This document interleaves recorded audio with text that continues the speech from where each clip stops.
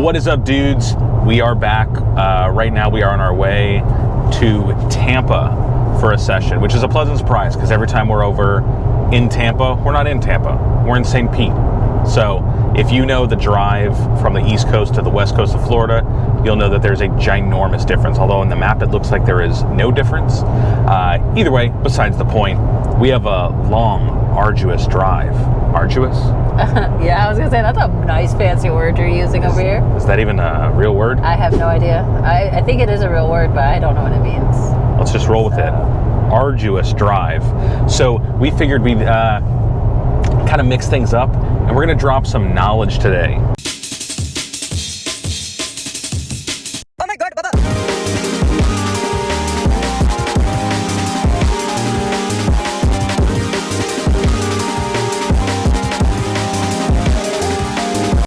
So in the meantime, on this drive, we're gonna go over the three things we do before every photo shoot. All right, so on this list of 3 things, none of this is gonna involve charging batteries, getting SD cards. We're gonna go deeper. We're not trying to do surface level tips here. We're trying to give you the real deal. So realistically, the number one thing we do is we get in the right headspace. Now, this could mean we get up and just say some positive affirmations. You know, good enough. We've been doing this for 9 years. They like what we do. These clients, they do not hate us. That's like the biggest thing. For some reason, I always feel like everyone hates us. But ways that we like affirm the positive vibes. I mean, for us, sometimes we'll literally go into reviews that we have. So we'll just go on to Google and read nice things that people have said, some positive testimonials. Sometimes we'll even go onto like Instagram or TikTok and look at some of our videos and read the positive things that people have said about our work. I know it sounds silly or it might sound dumb, but honestly, this has made some sessions like way better because, you know, not every day you're going into it like I'm gonna kill it. Sometimes, you know, you just got the demons of self-doubt are just creeping itself on you, and you just gotta like remind yourself, you know, and this applies to even if you're year 1, you know, you don't have to have reviews written, you don't have to have nice comments written, but reminding yourself that you got this, that the client is here because they like what you do, they're here for a reason, and then you'll be fine. You know, I think it's just incredibly important. You get your mind right, the session will hopefully go right. So although we're pretty go by the seat of our pants kind of people, I think in order to be successfully kind of like improv as we do, I think it's very important to get all of the intel that you need. It's been a couple weeks since we got the inquiry itself, so it's nice to get a reminder as to what the client's looking for, what they're expecting. That way we can kind of assess our plan and know exactly what we need to do to make the client happy. Because ultimately, as photographers, even if you are on the more experimental side, I always say, get the client's needs and requests done first and then play around. Because we do love to experiment with different portraits, with different concepts, and most of the time, if we can help it, we'd like not to start with that, but knock out the things that we're confident we can just like get done efficiently, and again, everything that the client wants. I was also going to mention, this is a really good thing to put on your inquiry form, or a reason why we like when people inquire with us through our website, because we do have questions within our form that are, you know, tools to help us to make the session exactly what you are looking for, give us the vibes you want, give us, you know, specific ideas that you want to knock out, like he was saying before. That's all on the inquiry form on our website. So we love having that as a tool to like be able to get things efficiently done. So I'm not going to go through the mundane stuff here, but here's one thing that we found was a really important question and can save you a lot of headaches because you know exactly what the client likes. What do you love about our work, and or what session or shoot stood out to you in our work? The client today had said the abstract overlay photos, so the double exposures, and really everything you guys do. So pretty much for the most part, today we just get to do what we do. And again, sometimes our clients will be just as simple as that, and then sometimes our clients will have specific requests, whether they're trying to do sometimes people like to recreate a photo, from childhood or whatever. People bring some concepts to the table that they would like to do. Again, we knock those out first, but today it already sounds pretty simple. They said we have traditional photos, but I'd like to get some pictures that look like we're in a metal band together. Something more rugged and grungy.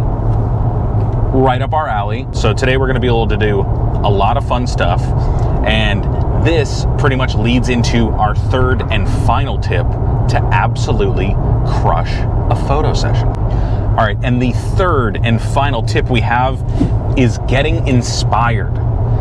This is huge. And now, when I say get inspired, I'm not actually talking about like going on Instagram or going on TikTok and looking at other photographers' work. I think that's where a lot of people mess up. I actually think it's incredibly important to go back in your own stuff.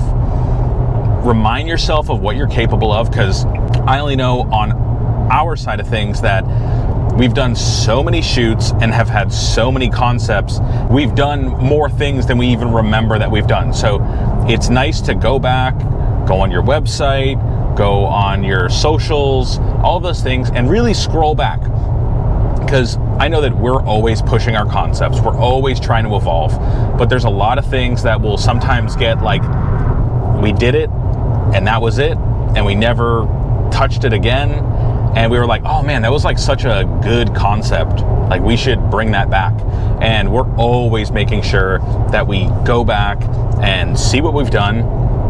It's kind of like, unless you know your history, you're doomed to repeat your mistakes or whatever. I know that there are some times where we've gone back and like, ooh, that did not work for whatever reason, or you needed this like composition of people.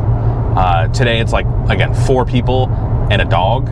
So it's like sick. We're already thinking of compositions that we'll do. We'll go back to sessions where the client has brought a dog and what we can do.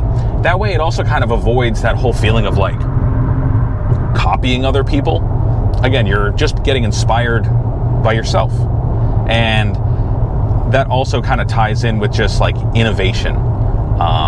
You'll see stuff that you've done.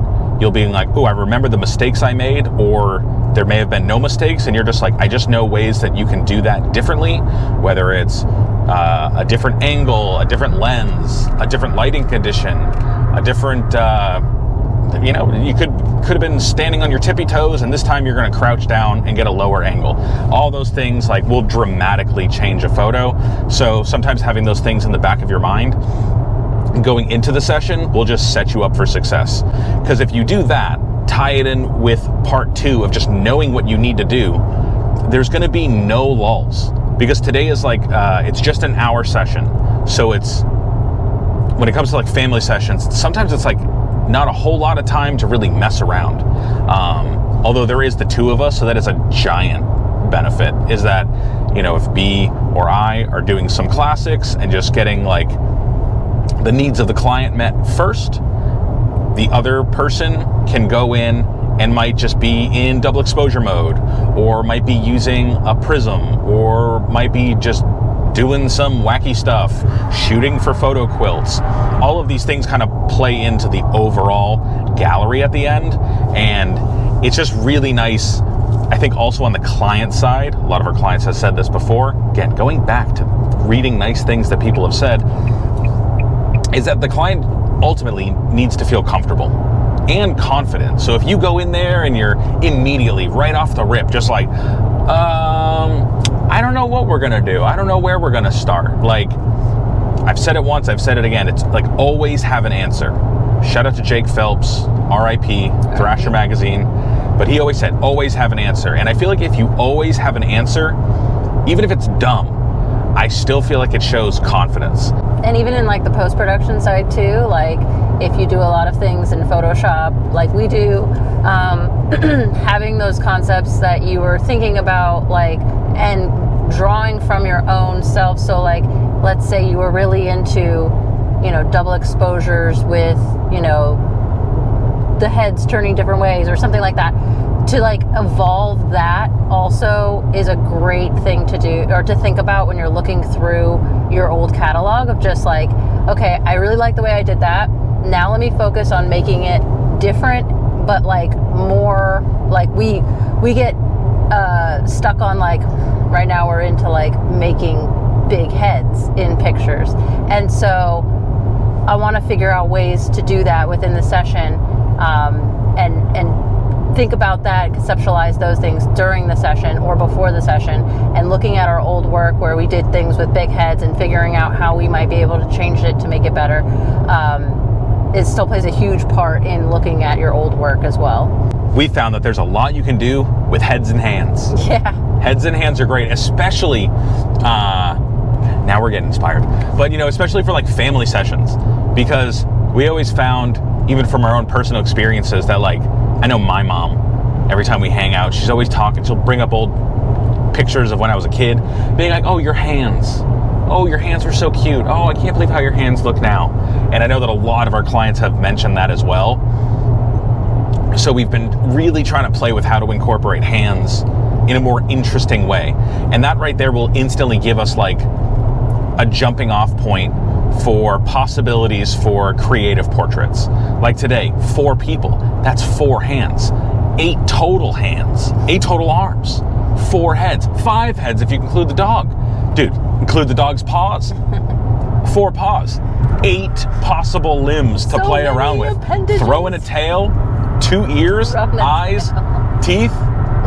Dude, sky's the limit. That's like 50 different photos we can do right there. But yeah, pretty much if you combined those 3, I promise you, you will smash every single session. And on the client side, just know that this is the work that we do when we're on our way. And this is what gets us stoked. So kind of the more information you do send us, it just allows us to make sure that we get everything that you need. Or you could be as simple as today's client and just say, make us look sick. We love what you do.